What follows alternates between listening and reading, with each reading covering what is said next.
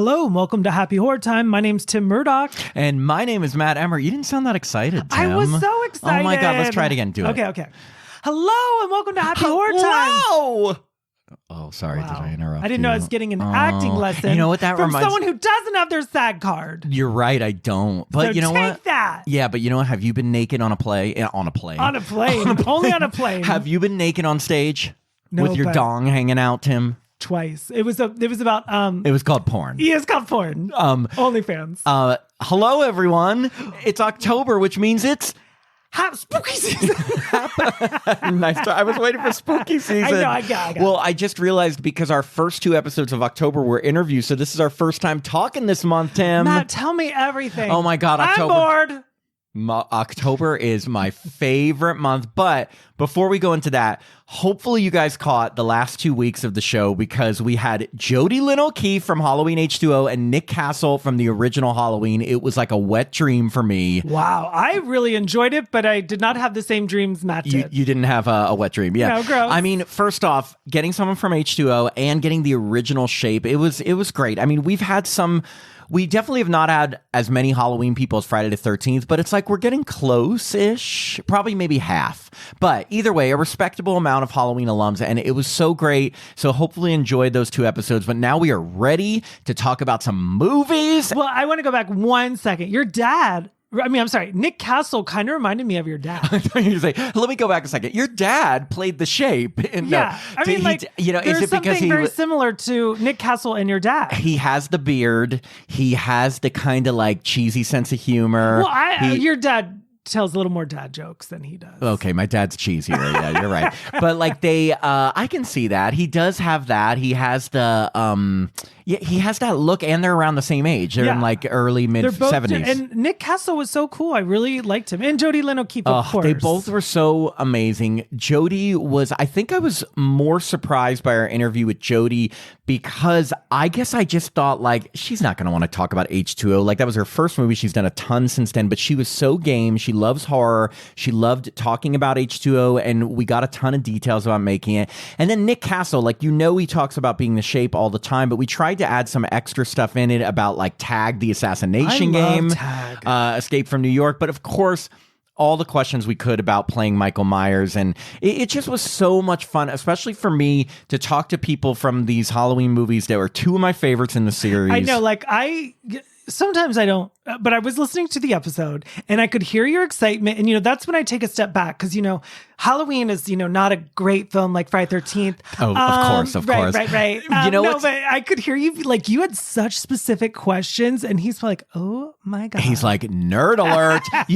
My favorite part is when you were telling Jodie, like how much Halloween is like my favorite thing ever. And she said, I forget what the line was. She's like, am I like talking dirty to you? Or she said something like that. Say that. Because I mean, obviously, I'm not sexually turned on by Halloween, but I think she was joking, like, because she was talking about it was like the greatest thing ever for me, and I was like, yeah, Jodie, you are. She was talking about Prison Break. Did you watch Prison Break? I didn't, but I've heard great things about it. I always get that confused. What's the Kiefer Sutherland show? 24. I watched. I get Prison Break and 24 mixed up. They've got nothing to do with each other. Like I walk around and go, 24, prison break. I don't know. I'm breaking out of prison for 24 hours. No, 24 was my favorite show on TV for a decade or 8 seasons. Yeah, it really was. My best friend and I, my childhood best friend Josh and I started watching it together, and it became like our thing where we always watched it together, and it was, I just loved it. It's like every hour was real time, and then there was always some sort of terrorist attack that they had to tackle or figure out.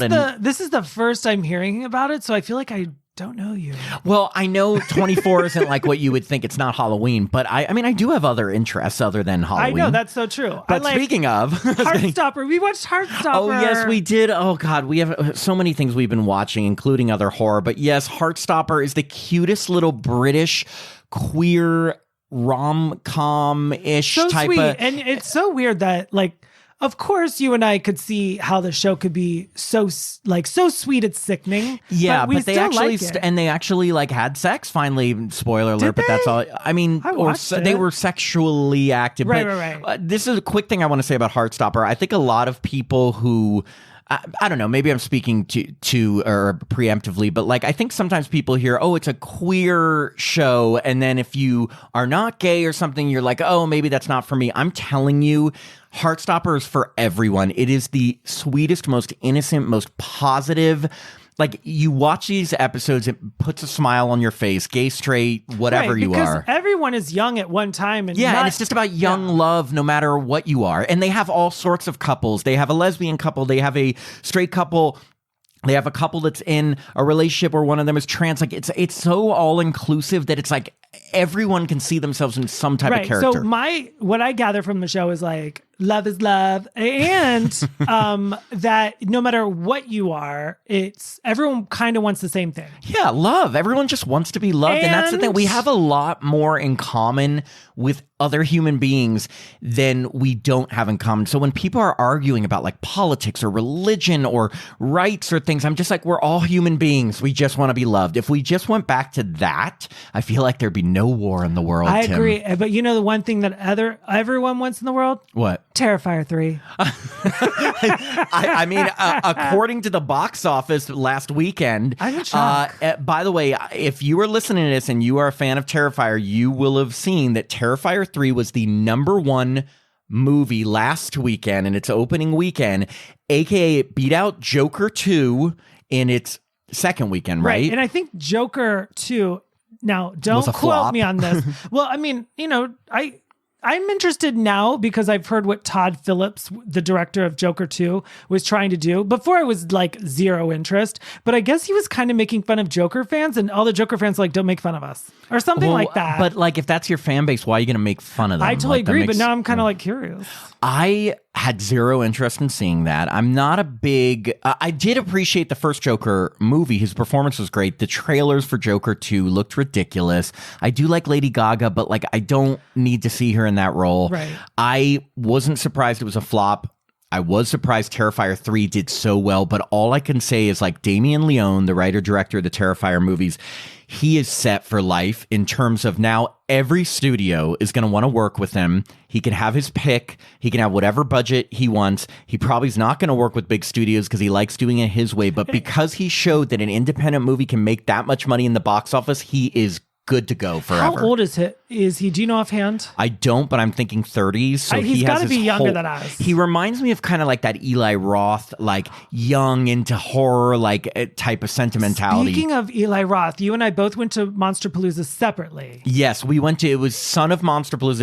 It's a horror con in LA that's in October. We were supporting our good friend Robert Burkar, who does the most amazing horror art, and it was his first convention where he got to showcase all of this art. Yeah, so if you like The Shining, Carrie, Jaws, Friday 13th, he does all Halloween, that art. Everything he does. He's an amazing artist. Really check him out on Instagram, Art of Robert Burkar, Burcar, because he has so many great paintings, and we went to support him, and Eli Roth was one of the guests there. Okay, so when you guys went separately, and I was like, I went to approach our friend Robert, but he had people there talking to him, so the last thing I want to do is stand in his way. As you push the people aside. Like, hey, I know him! No, we felt the same way because we were talking to him, but as soon as people came up, we're like, okay, we talk to you all the time, so we want to let like new people get to know you. So I walked over to Eli Roth, but he was gone from his little booth. And then like I walked up and it was $60 for a photo. And I was like, Tim, do it. Do it, Tim. But then he like left. So I don't know. But gosh. He saw you coming. He did. He was like, he goes, we're done. He was like, hey, early, rain check. We're done. He goes, next week. Oh God, look at that guy coming here. Out of here. Yeah. So I didn't get a picture with the handsome Eli Roth, creator of Thanksgiving, Hostel, and Cabin Fever.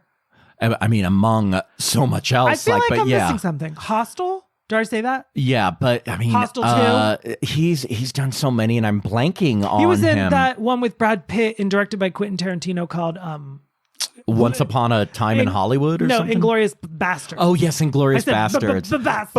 Bastards. Yes, we went to Son of Monsterpalooza, but there are two things that I want to take a moment to plug before we get into Terrifier 3. I know we've been small talking a bunch, but the first thing is we wanted to tell horror fans about a Kickstarter that is currently going on it is a graphic novel called Ripped to Shreds, which is based on Michael Johnson's infamous Lost Slasher screenplay from 1980. And basically it was a screenplay that now he's turning into a graphic novel.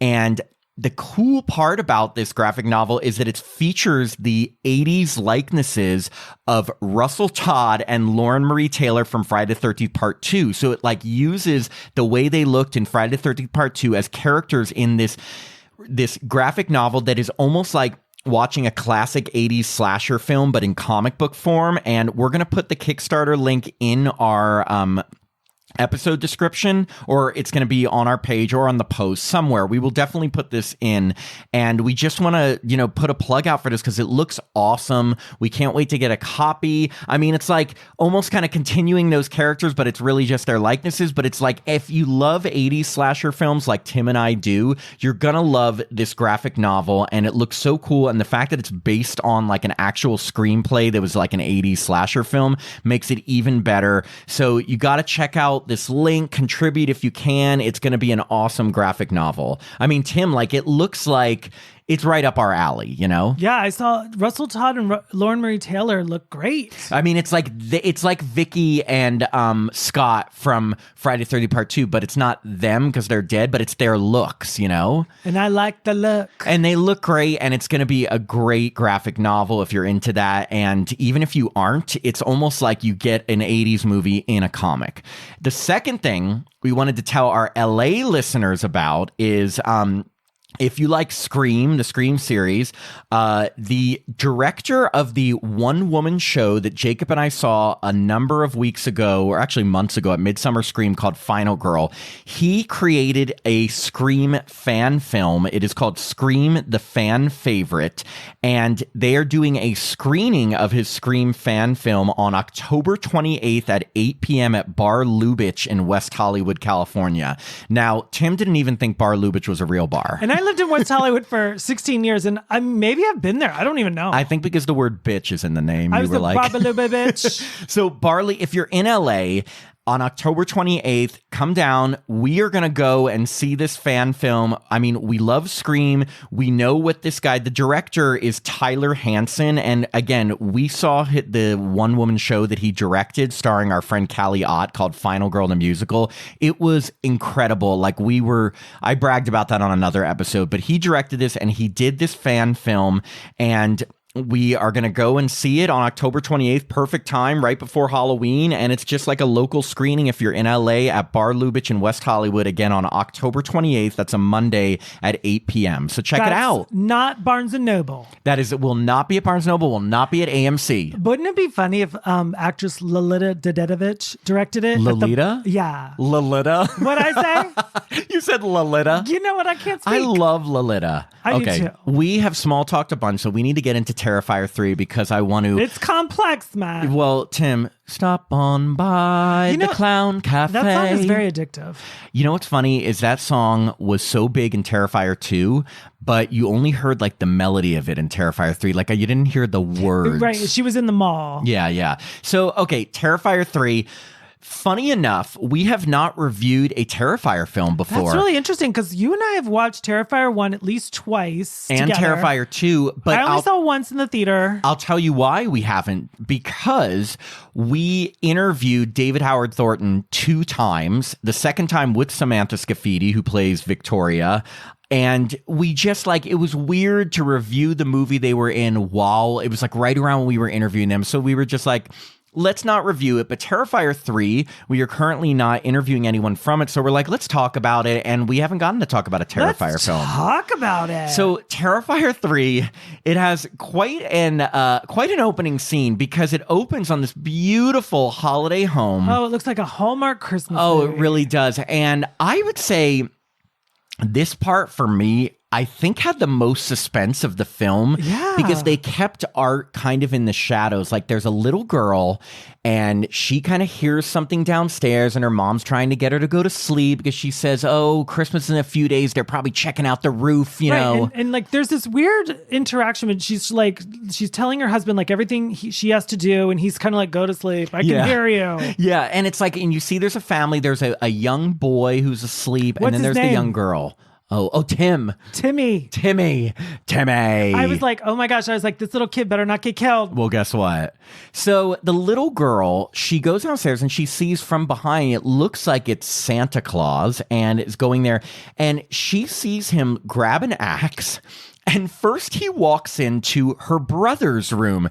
Now, the brother's a kid, maybe 9, 10 years old? Yeah. And you hear him say, like, he calls out to the girl, like, hey, get out of my room. And then you just hear an axe go down and chop him up. 10 whacks. Well, I'm glad we didn't see it. And that's the thing that I remember I was sitting next to Tim, and Tim was kind of shocked that they killed a kid. But this is what I will say.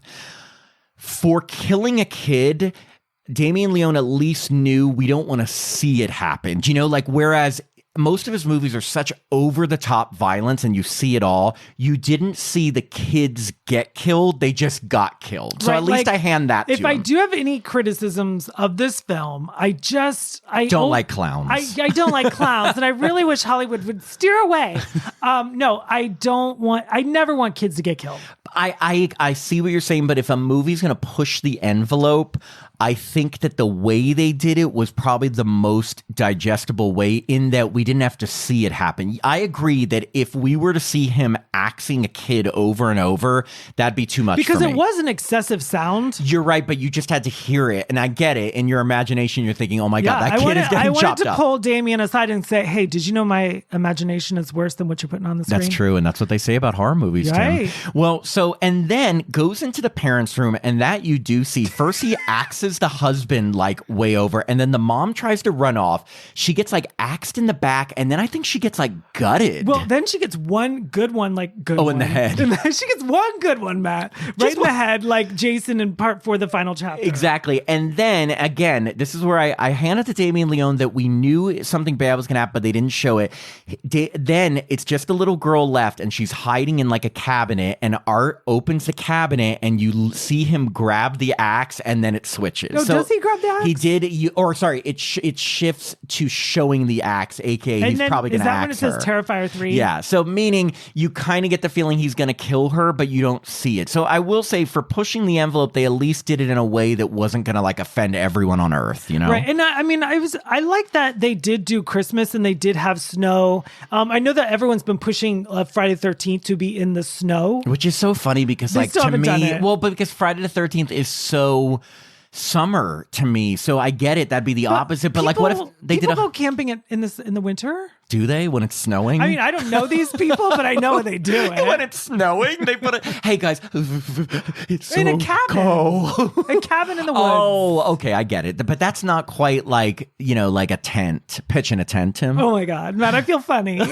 So we switch then to what happened right at the end of Terrifier 2, which apparently was 5 years ago, because they've done a time jump that it's 5 years later. And we see, if you remember how Terrifier 2 ended, our final girl, Sienna, chopped off Art's head, and then in a psychiatric hospital, Victoria, whose face is all mangled, literally gave birth to a new head for Art the Clown. Because, right. And that I happens. believed everything I saw. I think that could be totally plausible. Well, first, don't they show the cop down? Is the cop first? Yes, they show the decapitated body and where it was left, and the cop goes there, and the decapitated body grabs the cop and I think kills him without a head. Rips his head off, right? Yes. Oh, yes. Rips his head off, and then goes and takes the subway to meet up with Victoria. It puts the cop's head on his head. Yes. Until it can get its new Art the Clown head, it puts the cop's head on his head and rides the subway. Right. And then he goes the subway to the hospital. Yes, where he has to pick up his new head from Victoria. Now, if that doesn't sound like it makes sense, it's because it doesn't. No, none of this. It's also crazy. And apparently, I don't know who the orderly is. Is that what they're called? Orderly? Or like nurse or whatever. Yeah, Chris Jericho. Okay, he's a wrestler. Okay, WWE wrestler. I'm not I know Hulk Hogan. Like the biggest. I only know it again. So this is my, you mentioning how you did security at the Warner Brothers all the time. this is my Warner Brothers thing, is that I worked at Mattel. I've mentioned that. And one of the lines I wrote copy for, like the packaging on, was WWE, the wrestler. So I actually got to know a lot of the wrestlers. Did you get to meet him? I did, because we went to WrestleMania 3 years in a row. Do you have a picture with him? I don't have a picture with Chris Jericho from this movie. I do have a picture with a lot of other wrestlers. Now, would he remember you and be like, oh, yay, Matt from Mattel? No, I mean, I didn't meet Chris Jericho. I know, but I'm thinking via email. Oh, no. Because I wrote about him. On. I was like, hey, I didn't meet him. Hey, would he remember you? I mean, remember you because you're like, I didn't know how I wasn't that important. Okay. Yeah. That's what I was no WB security guard, Tim. I mean, well, who is, really? Only Tim Murdoch. I mean, I talked to Charlie Sheen. And Matt LeBlanc. Yeah. Anyway, so he gets his head, and then he and Victoria go to like some... Well, you have to tell what happens to this wrestler. His face ripped off. Yes, he did get his face ripped. You know what? I think so much violence happens in this movie. Oh, trust me, I know. I was there. You're right. The wrestler gets his face ripped off, and what's funny is that... What did they do that with was it? Like, did they eat it? They're not cannibals. I don't remember what they did with his face. I just remember they escape, and apparently there's no other security at the psychiatric hospital. It's like all hospitals in horror films have no patients, no workers, no nothing. No nurses, no doctors, empty halls, and they're dark. They don't pay their electricity bills. So if a clown head is eating someone's corpse on the ground, and then they both rise up and scrape off a wrestler's face, that is the way to do it. You're out. I don't know where this accent's coming from. Yeah.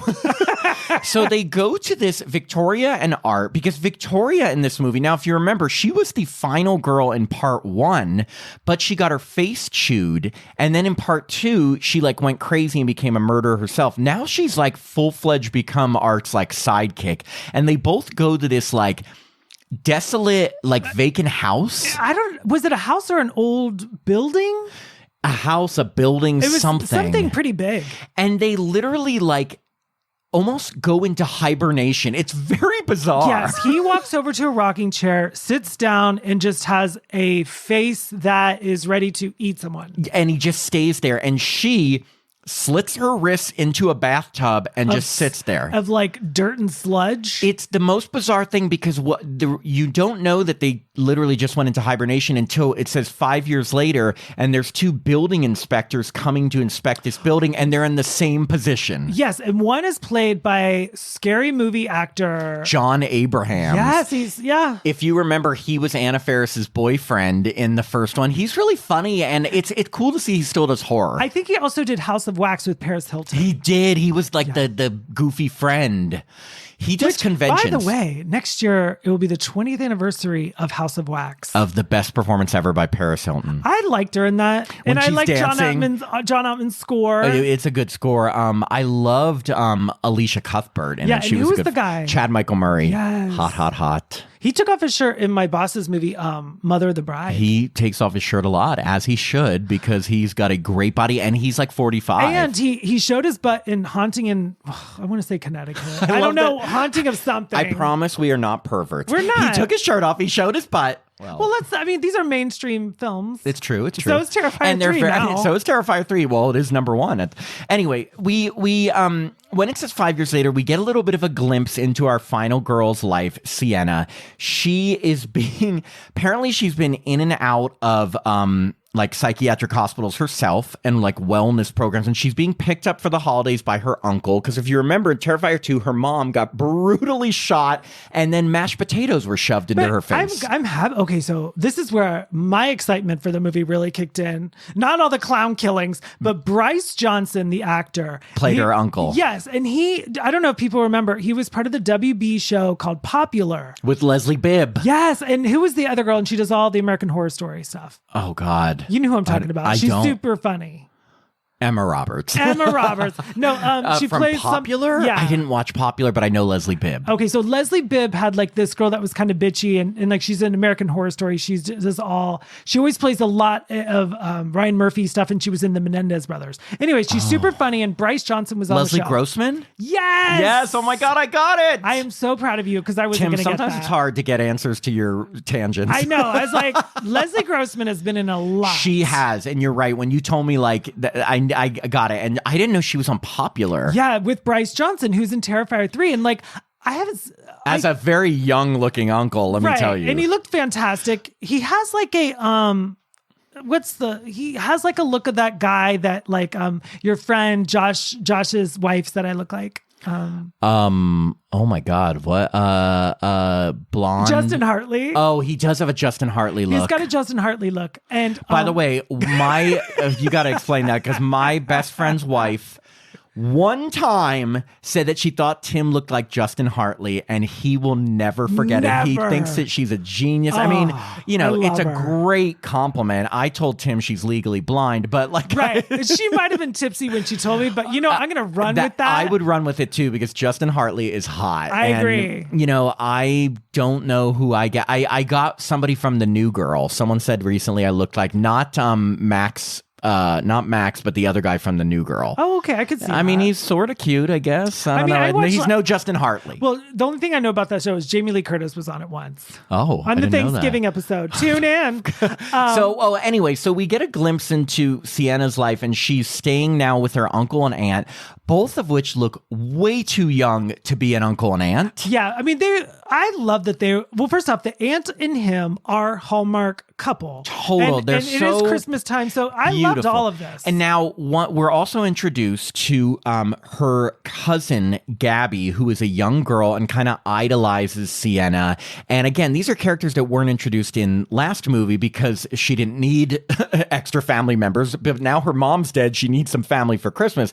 And her cousin is like totally obsessed with her, loves her. And now we also find out that her brother, who also survived Terrifier 2, Jonathan, is in college now, which is kind of funny because he looks and sounds so young. Oh, I know. And like he's like, hey, I'm in college. I know. It's like he's in that stage where it's like puberty stage, but usually you're in that stage in high school. So, but again, I will say when I was a freshman in college, I still hadn't fully gone through puberty, so I was still awkward. Waiting to go through it. Yeah, you haven't gone through it. But so he's this like awkward-ish, like still his voice is still kind of changing. Well, he also has a horrible roommate. He looks like a surfer. He's kind of blonde, and his girlfriend. I guess just because I'm getting older, but all three of them look so young. Oh my God. So his roommate's name is Cole. And yeah, he's this like surfer guy who kind of just like doesn't treat him well. And his girlfriend is a podcaster named Mia. She's trying to get the scoop. She does a true crime podcast, and all she wants is Jonathan to come on her podcast because it's been 5 years since the Art the Clown murders and you survived it. And she's like the epitome of what you probably would hate of podcasters. Now, us being podcasters, I know, it's kind of like, it's a fine line. It is a fine line, but I know when you're, I think it's that, it's the stereotype of the podcasters that try too hard or that pry too much, or it's like that are just too in your face. Right. Like nothing to do with us. I've been trying to get a hold of Bryce Johnson to get him on our podcast. And Tim's been in his face every second. Right. I'm like, hey, were you in Terrifier 3? You're like, hey, were you on Popular? He's like, Popular what? Well, get out of my face. That's the thing. Like everything that he's been in since Popular are like shows I would never watch. That's funny. Except for Terrifier 3. Except for Terrifier 3. But like they're all like very macho shows. Like, you know what I mean? Like, I'm not watching that. So we do get now, if you were wondering, like, how's Sienna doing? Not so good, because she's still having hallucinations of her dead friends from Terrifier 2. Oh, that was There's a good scene where one of her friends keeps saying, pass the rice. And it was weird, because I was sitting there watching the film, like everyone in the theater. Oh, by the way, our theater was absolutely packed. Oh, my God, yeah. And there was someone saying, like, pass me the rice. And I was like, okay, well, it wasn't the aunt, and it wasn't the uncle, girl. And it wasn't the cousin. So like, who's saying that? And you see, if you remember her friend Brooke, who was like mangled to death. I mean, everyone in Terrifier 2, not the girl who was the big kill in the house that had the salt like put in her wound.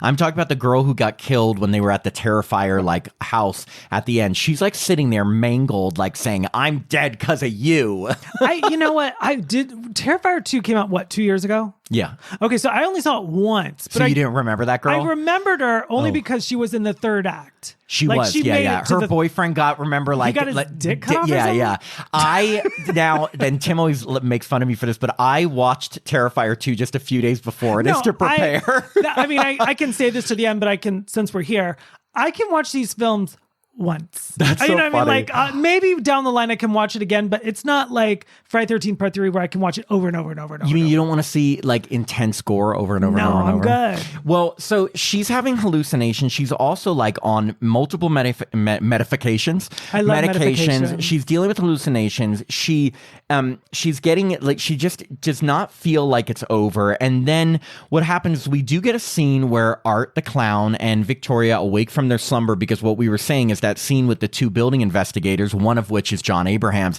They go to investigate and they both just get slaughtered by him. Okay, so so back in 1973, is that when The Exorcist came out? Yeah. Okay. I was like, where are we going with Okay, so she put a crucifix. Oh yes, she mastered. I wasn't gonna mention this. Oh yes, I knew. Tim always gives me like the layup, and I have to do the assist. Right. So what Tim's trying to say is I don't that want to talk about as Art the clown is killing John Abrahams, ripping his head apart. Yes, Victoria takes broken glass and starts masturbating with it. Well, as blood is, she's like pushing it up her vagina. Now you're not seeing it, but you see her put it in. She doesn't look like human at this point. I mean, or at any point throughout the film, she looks like a skull. But blood is dripping from her vagina as she's doing this. And it is, let me just say, it's hard to watch as a male. I'm wondering as a female watching that, like, it just like, for me, like when I see a guy get like his dick cut off, like I get I can feel like I can feel it. It's bone chilling. So I want to know women watching that scene, how did it feel? Well, that's the thing. I mean, like I think Damien Leone has taken Silent Night, Deadly Night from 1984 and The Exorcist, and like he's literally taking the most shocking things of these films say shock value and putting it in a blender, and it was like Terrifier 3. I think it's gotten to a point where Damien Leone knows what these films are known for,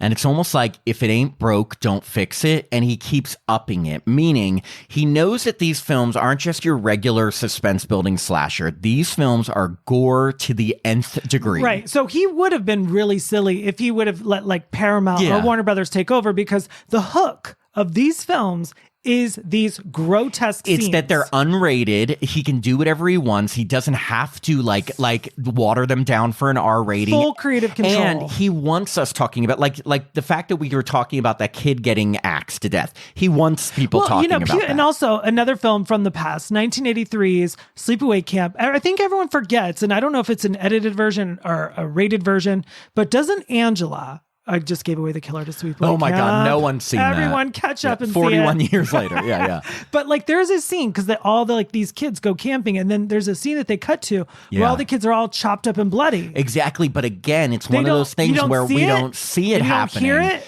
Yes. So, again, now I think the only step past this would literally be seeing a kid get axed to death. But I don't think he's going to go, because there's like a fine line between like shocking people and really like turning people off. Right. But there is a scene, and we'll get to this, because then, so we get a scene where Sienna's taking Gabby to the mall. They're going shopping. And this is actually a great scene because Art the clown. Oh, I like that they were at the mall. Art the clown is, well, first off, but actually, I skipped ahead. We first get a big scene where Art goes to a bar and he sees a guy who's dressed as Santa.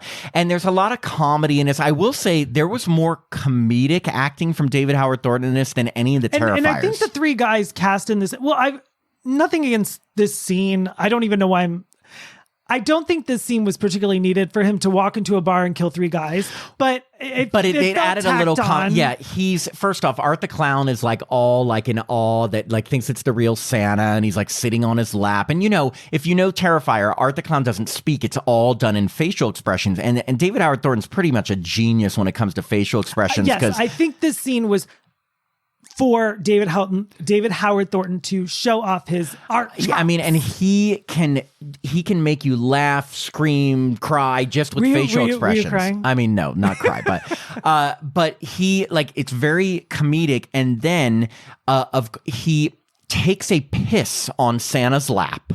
And Santa's like, what the fuck? Like, pushes him off. They try to push him out of the bar, and then before that, he spits on Santa's face. Before he pees? I think it's spit and then pee. Oh. You never want to pee before you spit. You just want to spit and so then they pee. tell him to get the hell out of there. And I think you're the one that brought to my attention that the actor was in Halloween 5? The bartender was in Halloween Resurrection and Rookie of the Year. Holy Remember shit. that? For some reason, I can't find him listed in the cast, but he was definitely the guy from the old movie Rookie of the Year, Thomas Ian Nicholas. That's not Thomas Ian Nicholas. Yeah, I'm looking at it right now. Thomas Ian Nicholas was the kid in Rookie of the Year. But I don't think he was in Terrifier 3. Was it not him? No. Because he was also in Halloween. He was in Halloween Resurrection, but... That wasn't him in this movie? No. Oh, okay. Well, then he sure looked like him. Because he really looked like him. Thomas Ian Nicholas has more of a kid face. Oh, okay. Well, it looked like him. But anyway, he brutally massacres all 3 of the people at the bar, steals the Santa suit, and then we get to the scene where he goes to the mall dressed as Santa, and they have your classic, like, Santa Claus is taking pictures with kids. But to get to the mall, he doesn't have his Terrifier art face. He has, like, a Santa mask. So he can walk around a little more. Yeah, so they don't see him as art. He's wearing a Santa mask until he gets to the mall. And she sees him. She sees someone wearing a Santa mask that looks at her and waves. And this is Sienna.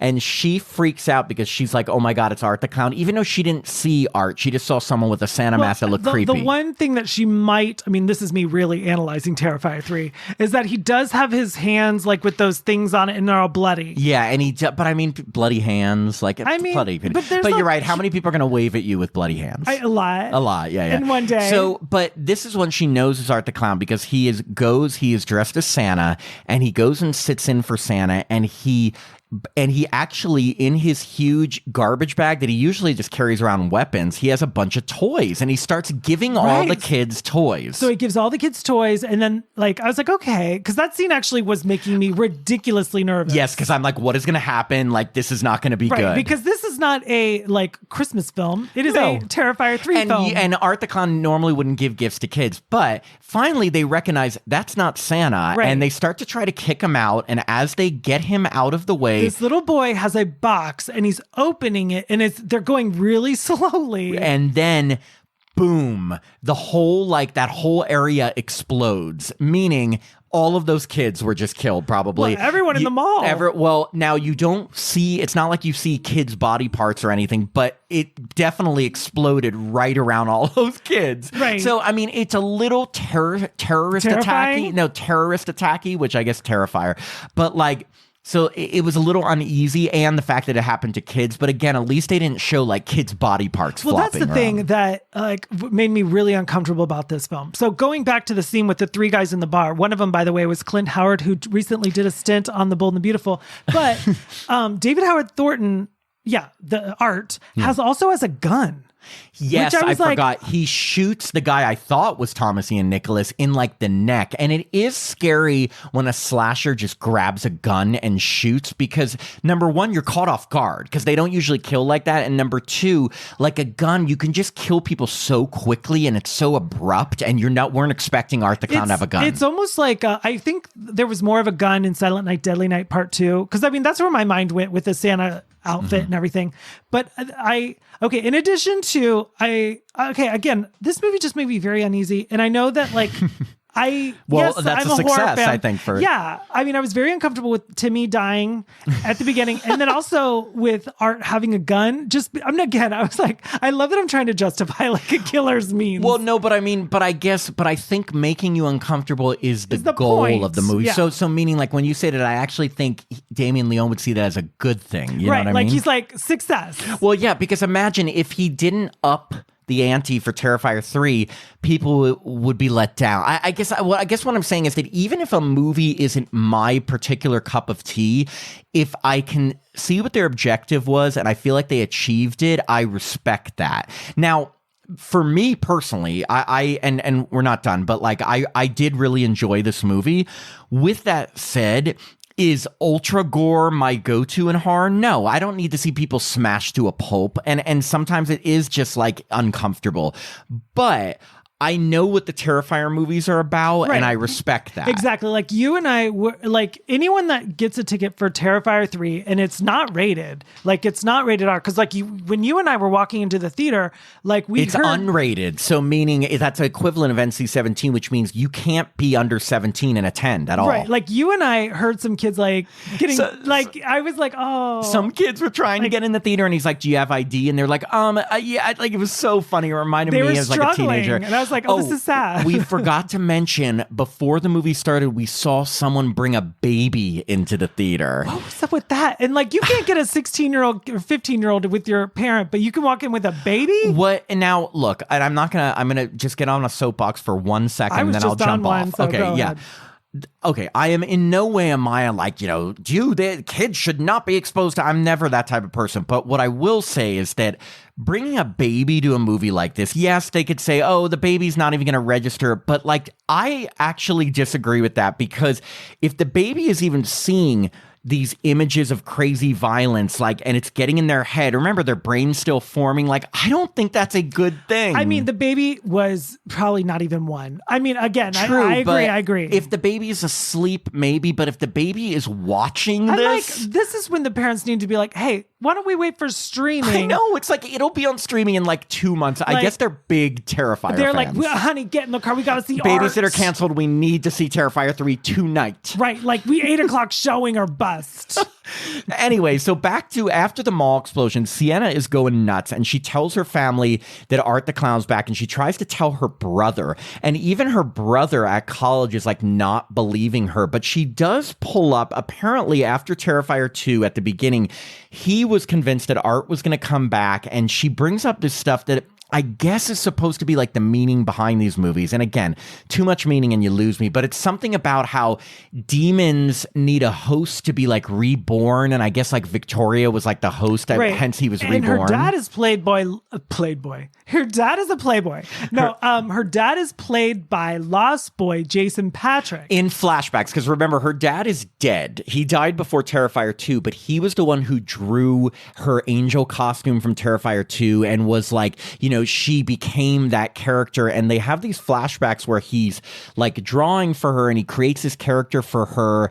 And when he gives her the drawing, like they start shaking. It was like an earthquake. I don't know what. It was so like weird. A transfer of power. I don't know what was happening. It's almost like, I guess we're supposed to think, again, this is me taking a big shot in the dark. Like, he created something that became real, and now she really is going to inherit this character. And it's almost like Sienna is supposed to be like the angel of good, whereas Art is like the demon of evil. Right. And you said this at the very end of the film, and I'm jumping.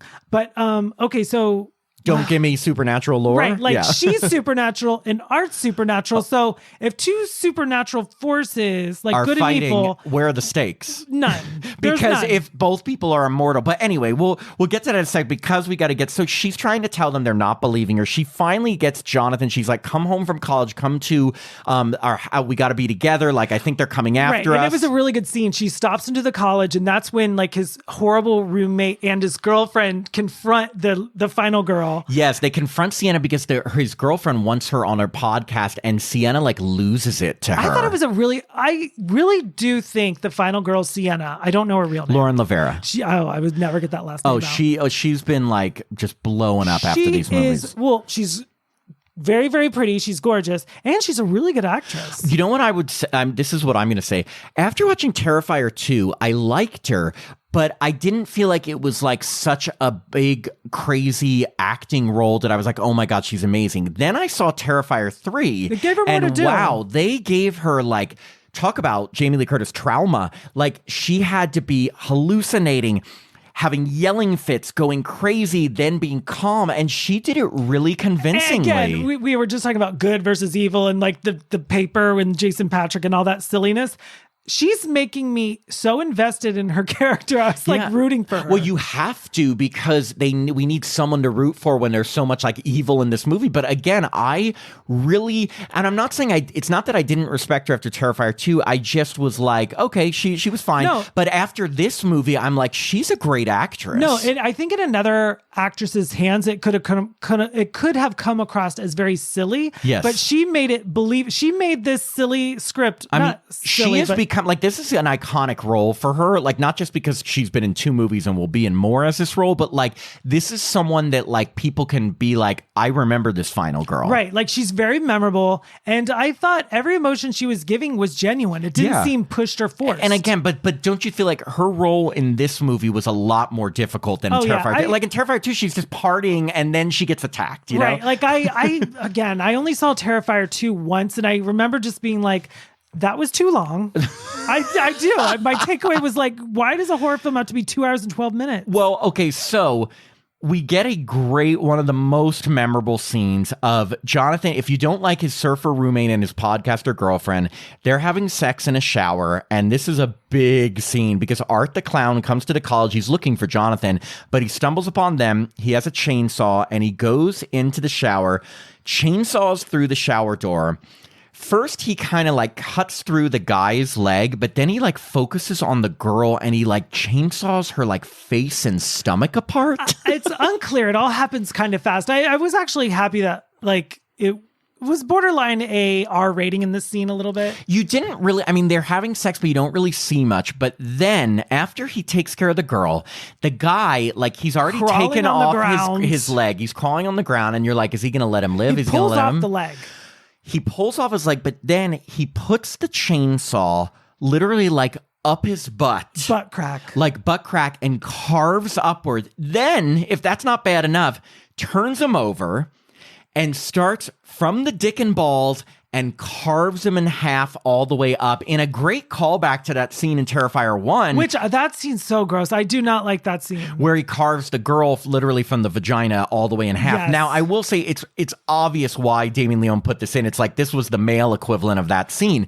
But to see him first put the chainsaw in up the guy's butt crack. Up the butt. Up the butt. Then, and you see his like, I mean, it was prosthetics, but like, it's just like a dick and balls just hanging there as he just like chainsaws him up through it. Yeah, and doesn't he just then he does like an arm and a leg? He's just cutting. And then does he do his face? He carves everything off, and it is like, it's such overkill. And again, but at the same time, it's kind of like what people who like Terrifier wanted to see. Right, like that's the whole reason we are there. Yeah. But like, I actually feel sorry for Damien Leone in the sense that, okay, there's Terrifier 1, he did this. Terrifier 2, he did this. Terrifier, like, oh my God. How do you up? And you know there's going to be a part 4. Oh, of course. So but what's like, he going to do? I mean, he's now cut a girl in half and a guy in half. He's literally going to have to cut maybe like a group of people in half altogether or like something. Friday 13th part 2, the kebab scene, like look like, oh my God, that is PG-13 film. If that PG compared to it. So anyway, after this, we get to our kind of big conflict at the end. So her uncle is waiting for Jonathan to pick him up from college. The reason he is because they saw in the news that there was the explosion at the mall. Yeah, so, yeah. Did you already say that? Because Sienna called Jonathan and says, come home. It all happens very fast. So you hear someone call the uncle and say, okay, I'll be there soon, but it doesn't sound like Jonathan. And if you remember in the Terrifier movies, because he's, I guess, supernatural, he can impersonate voices. But then we just get to Sienna wakes up from like a dream and she hears what she thinks are her aunt and uncle talking about smothering her in her sleep. Right there's a whole conversation, and you reminded me that, Art has the ability to talk for people. Yeah. That was what I just No, but I mean, like, he could like use their voices. In 1 or 2. I remember it. I don't remember which one it was in, but he can do voices. And so she walks in thinking she's walking in on her uncle and aunt, and it's really Art and Vicky. And right away, like, she's freaked out, and he first hammers her in the head to knock her out. And when Sienna wakes up, she's tied up to a chair. Taped to a chair. And across from her is her aunt, who's also taped to a chair. And then her uncle's decapitated head is on the top of the Christmas tree, so he's dead. Yeah, and he's also like tied to the wall, naked and his body is gutted and tied to the wall. And then there's a skinned head sitting there in front of him. And Victoria tries to say, it's wrapped in paper. Oh, it's wrapped in paper. But when they take the wrappy off, they say that it's Gabby, your little cousin. And of course, Sienna goes nuts and is like, crying and everything like that. But then they go and they kill the aunt in probably the most talk about suffering. And you know what? They kind of did this in, did you see Sinister 2? Yes. Okay, remember in Sinister 2, they had they put a bunch of rats on a stomach and then they were hungry and they put a pot over it. So I was I mean, they're both disgusting. But here's the thing, and Tim said this because Tim even leaned over to me and was like, oh, don't kill the ant. Because the ant was so sweet. I didn't want her to die. Well, she gets probably, I mean, again, getting your chainsaw up the butt is probably bad. But this was so bad because first they take a tube.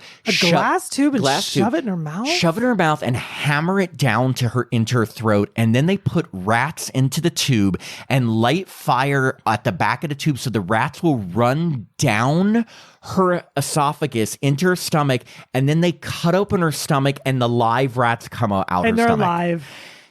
And then they slit her throat, so they'll come out her throat too. I mean, it's the worst. How do you even come up with that? This is why it's not a movie studio film, because I think if it was a studio film like Paramount or Warner Brothers, she would have probably lived. Oh yeah, well they wouldn't have shoved something down her throat. Well, and also and no rats coming out of her throat. Because she was such a likable character. I was like, God, she really got it the worst. And suffered. I mean, this is some suffer. So Aunt's dead. Uncle's dead. Then you find out that skinned head isn't her cousin's. They say it's her brother's because they put glasses on it. Which I thought was such a sad thing, because it's you saw this little boy go through all the stuff in part 2 and just to have his head in the middle, why, and Tim and I were wondering about this. Is this a misdirect so that we think he's dead and then really he's maybe held captive or something and comes back in part 4? I think he will be in part 4. If he is dead, though, that is a letdown because he was basically the final boy of the movie. I loved that I'm comparing it to Halloween. I mean, I'm sorry, to Friday 13th. It's almost like Alice's demise, or even in Halloween 5, Ellie Cornell playing Rachel.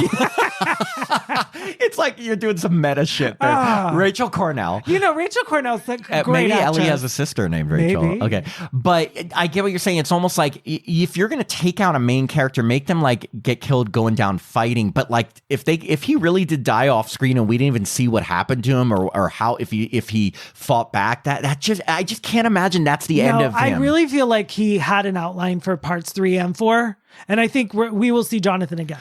Yeah, so I'm hoping so, because the poor kid, he's barely through puberty. I know, he didn't get... And also, I liked the brother-sister relationship between them two, between the two of them, so, to just have them dead. Right, I mean, her only family's going to be Gabby, and apparently, we'll get to what happens to Gabby. So then Gabby is still alive. They have her captive, and they say they're going to, kill her in front of Sienna, because basically they just want to, take away everything that matters to her. This is bleak. When she's yelling at her in her skeleton face, and she's like, "There's gonna be no hope for you. Everything you care about Victoria. Is gonna die." Yeah. Good performance by Samantha Scafidi though. But she and they do something weird with her voice where I feel like Samantha Scafidi played the part and did the lines, and then they fucked with her voice. Yeah, and then the main girl Sienna spits on her. Yeah, and it runs down her weird really chewed gross. out eye. Yeah. So anyway, there's one little catch, because if you remember from Terrifier 2, Sienna, there was that powerful sword that her character, when she was dressed up in part 2, had and it became magical. Very Masters of the Universe. Well, she had left it at the Terrifier ride in part 2, but she went and got it and wrapped it and put it behind the tree just for safekeeping. Right, but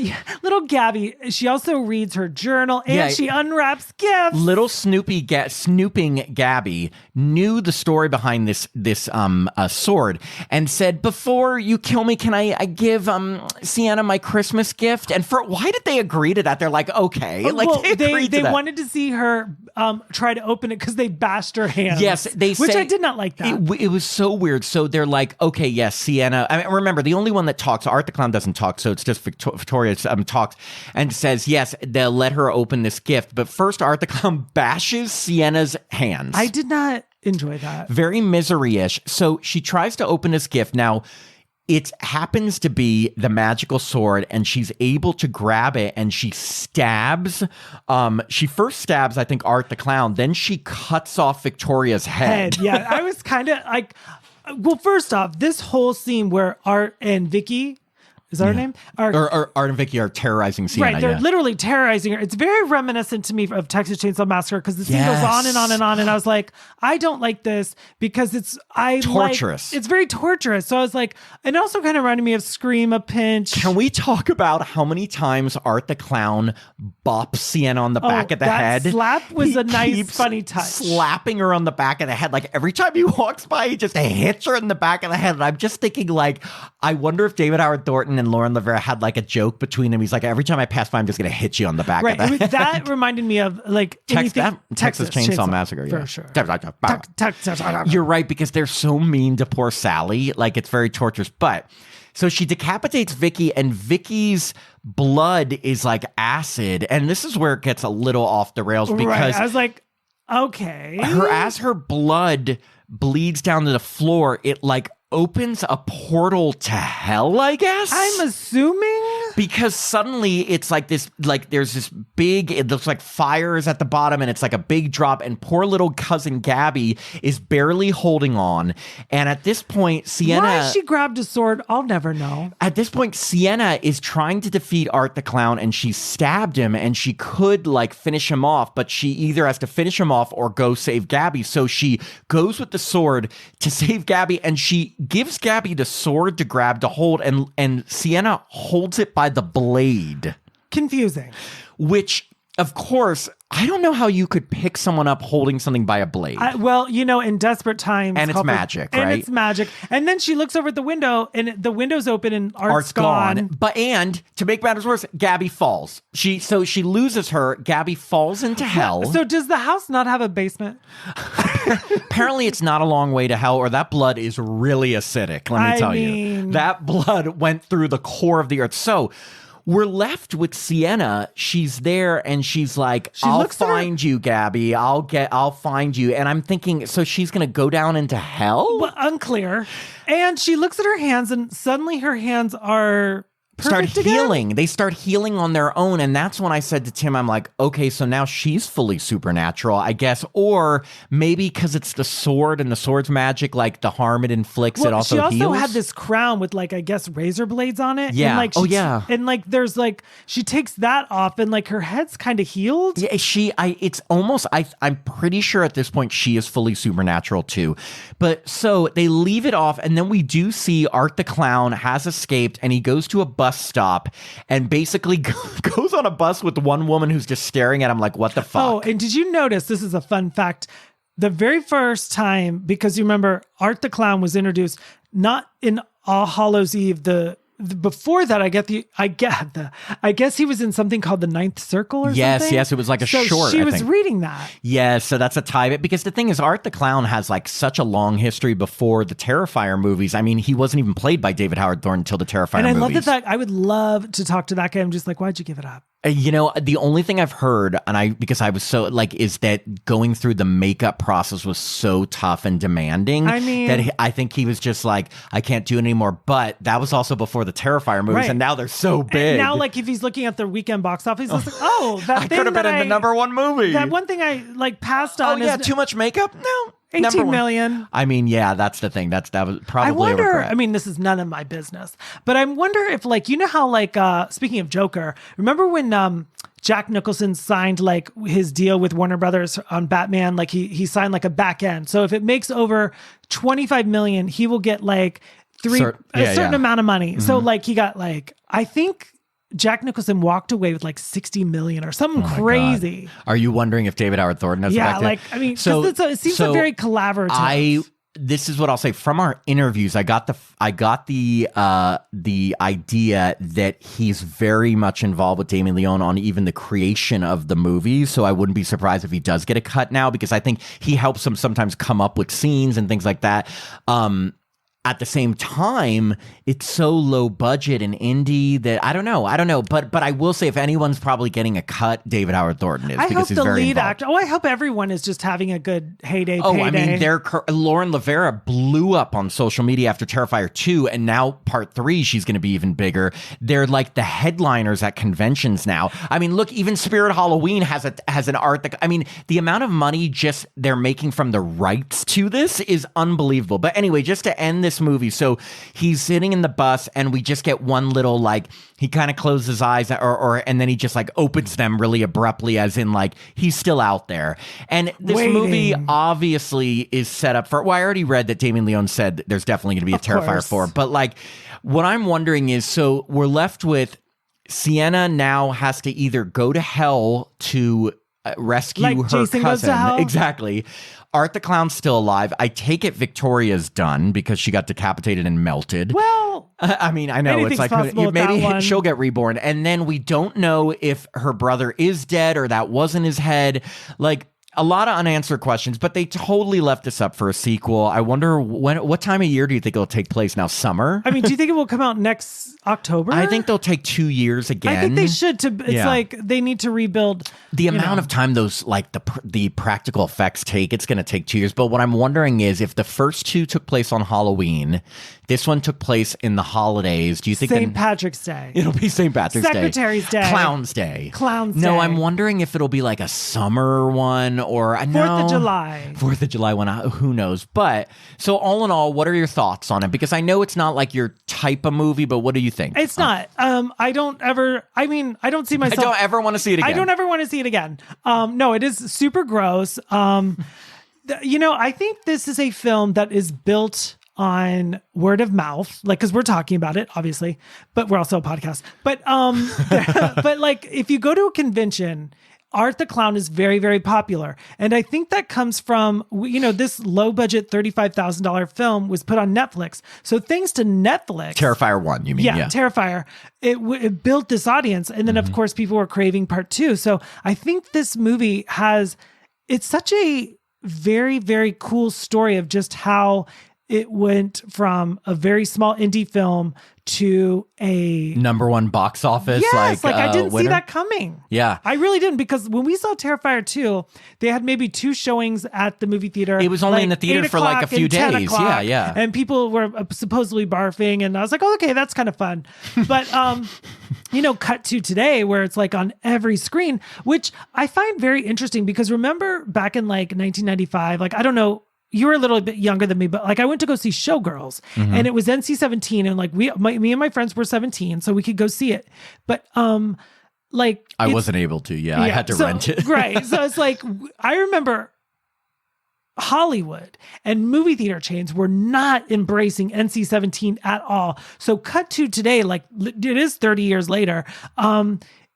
The fact that it's so mainstream, I know, it's weird to me because, like, remember when 1984, I was little, but they were picketing Silent Night, Deadly Night because it was a deadly Santa. Yeah. So like now we're in this weird phase where like there's so much content that people can choose from that they're choosing to go to the theater and pay top dollar for to these see these movies that would pretty much be in the video nasty stuff in like a local mom and pop video store. No, that's a good point. I mean, no, you're totally right. I mean, in a way, Terrifier 2 is what started the whole unrated horror movie getting a theatrical release, because it was one of the first ones that not just got a theatrical release but became successful doing it. Now, like, Winnie the Pooh, Blood and Honey's in the theaters, like now again, very select theaters and stuff, but we saw that and we liked it. Terrifier 2 kind of started that. Now Terrifier 3 has taken it up a notch,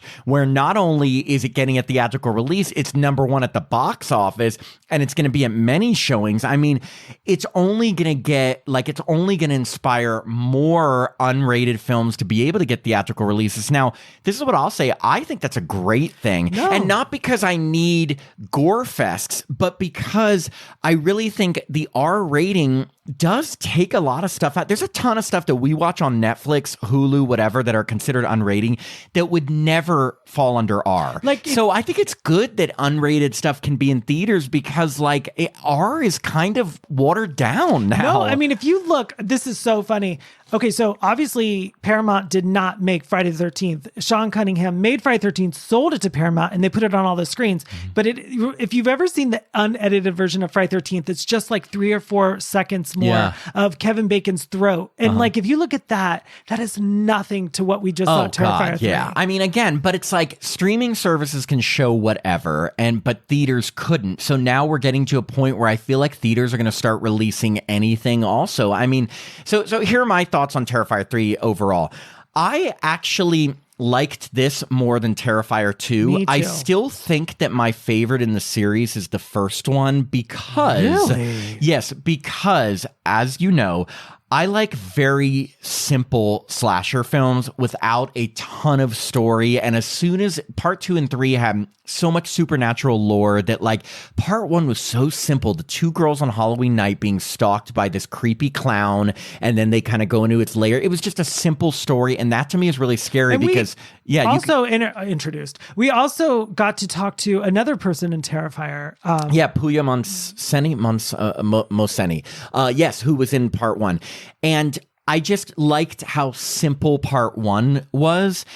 But with that said, the reason I liked part 3 more than part 2, I think that there were scenes that were more memorable for me, like the opening scene, the mall scene, the shower scene were so memorable. Whereas in part 2, the big scene that stuck out to me was the girl, the death in her room with the salt and everything. So this one, I think, had more memorable scenes. I liked that they didn't have as much, like, remember in part 2 the big ending where it gets killed and then she's in the tank and then she comes back to life, and there was just a lot of too much supernatural that movie stuff. had like 10 endings. Yeah. So for this one, it had a little bit less of that, and I enjoyed it more. I thought like some of the comedy from David Howard Thornton was enjoyable. The whole like mixing this awful character with the holidays was hilarious. Like, so I enjoyed this movie more than the others. Now, again, warning, if you don't know the Terrifier films and you just go into this thinking it's your normal slasher, it is tons of gore. Like I was talking to my parents today, for instance, and my mom, loves horror movies, but I know she could not handle this level of gore or would be so disgusted she'd turn it off. So I warned her about that. But is she gonna go see it? No, she just was asking me, tell me about it. No, it's what was the one that we just watched? It was something chapter 1. Oh, The Strangers chapter 1. Yeah. So it's like this big, beautiful studio movie. Again, you and I were talking about just like that movie, The Strangers Part 1 looks beautiful. This movie is you and I has more of a gritty look to it. It has a gritty look to it. And we were wondering if when I first sat down in the theater and they start with the opening scene in the house that's beautiful for the holidays, it looks a little gritty. And now I'm pretty sure that's on purpose. Like he always, like Terrifier 1 was supposed to be like a throwback to 80s slashers. So I guess he's still staying with that style, that kind of grindhousey look, because obviously he has the camera equipment that could do 4K beautiful stuff, but I don't think that's the look he's going for. I need to know if that's like a conscious choice. It's gotta be. I mean, right? Like, I mean, because the film kind of looks older. Yeah, and it's supposed to be. I mean, obviously they're in present day because they have cell phones, but it's supposed to have that grindhousey look, I guess. But with that said, I enjoyed this film. Tons of torture and gore. I didn't mind the scenes that Tim was a little more uncomfortable with the kids, just because we didn't have to see it happen. You kind of just knew it happened. So for me, you heard it, but and like you saw for the me, aftermath. You like came up to the line of what I can deal with versus crossing the line, but. I just respect what he's done with the series. I know there's going to be Terrifier 4. We will be seeing it. This series is only going to get more popular. And you're right, word of mouth has been a lot. But now you can't even escape it if you want to. It's in every Spirit Halloween, every party city. I think it's honestly a film that conventions built. Oh my God. Conventions weren't a thing 30 years ago, and now they're a thing. And a cool thing is this Art the Clown, and everyone wants to see it. And a lot of the cast members from the Terrifier movies go to conventions. So they're very accessible. Remember when it used to be, it's like the biggest things at conventions were a ton of Halloween stars or a ton of Friday the 13th stars or a ton of Nightmare on Elm Street stars. Now it's like, I'm looking at a lot of the conventions and it's like a full Terrifier cast. And I'm like, oh my God, this is big. So the people that were in like Friday the 13th Part 2, they're talking about something they did 43 years ago. And Terrifier, they're still doing it. They're like, we did this 6 months ago. It is funny, but I mean, of course, nothing is going to beat those like legacy classic movies, but if you want a series that like is full steam ahead and no signs of slowing down, it's Terrifier. I mean, he could remember when you have, and we talked about this, when your villain and your hero are supernatural, all bets are off. They could survive everything. Right. I mean, again, we used to have only villains being supernatural, but now that like Sienna is basically, I guess, immortal. She's like She-Ra? She's like a her own character. I mean, her own like mythic character. They could do anything. Right. She could die, come back, die, come back. The sky is the limit. So there really is, like, Nightmare on Elm Street, Freddy came back after part 3 and we're like, okay, because the dog pissed and after Freddy's dead. Right. And Freddy's, remember, what was the beginning of the Nightmare on Elm Street? The dog pissed on and the it's like, grave. Freddy's alive. Yeah. Okay. But now, I mean, I guess, and again, that's where you lose me a little when you get too supernatural, which is why I did love the first Terrifier so much. But like, again, you don't go to a Terrifier movie analyzing the story. You go for the kills. Right. If you go in, you're buying a ticket to see people get brutally murdered. Yes, and to see like a funny, crazy silly clown thing. But that's why I think I do think that opening scene of Terrifier 3 was, for me, the only scene where they tried to actually make it suspenseful. Like, it wasn't Art making funny expressions. Like, it was creepy because he's just creeping around the house. Like, that was the only scene that I was like, oh, I'm a little scared. I was just uncomfortable from beginning to end. The story of Tim's life. My life will be uncomfortable from day one till the day I die. Anyway, well, that is Terrifier 3. So we hope you enjoyed this and hope you're enjoying October. And we'll be back next week with Smile 2. Don't be terrified. Okay, bye.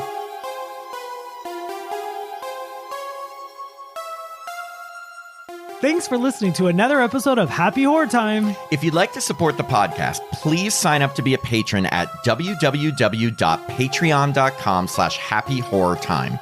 As a patron, you get access to all our bonus content, which now includes 2 new bonus episodes every month, a monthly after-show mini episode, access to our Discord community so you can chat with us directly, and the chance to review a film with us in one of our bonus episodes. Patrons also get all our regular episodes ad-free and a day early, our monthly newsletter, the chance to vote in polls, and autographed Happy Horror Time stickers. I'm Matt Emmert. And I'm Tim Murdoch. And we hope you have a happy horror time.